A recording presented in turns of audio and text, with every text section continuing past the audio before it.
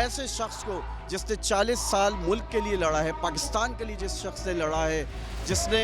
कारगिल का महाज पे एक कारनामा अंजाम दिया था, इस सारी बातों के बावजूद जिसने 9 साल दौर अपना गुजारा और आज ये अदालतें उसको गद्दार करार दे रही हैं, ये बहुत अफसोस और दुख की बात है।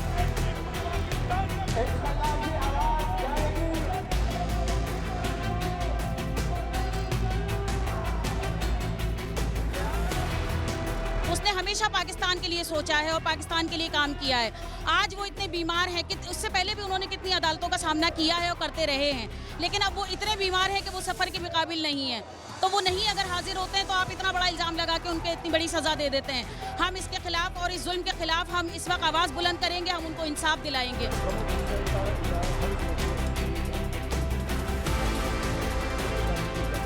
इस बुनियाद पर किसी शख्स को फौकियत नहीं मिलनी चाहिए कि वो चूँकि आर्मी चीफ था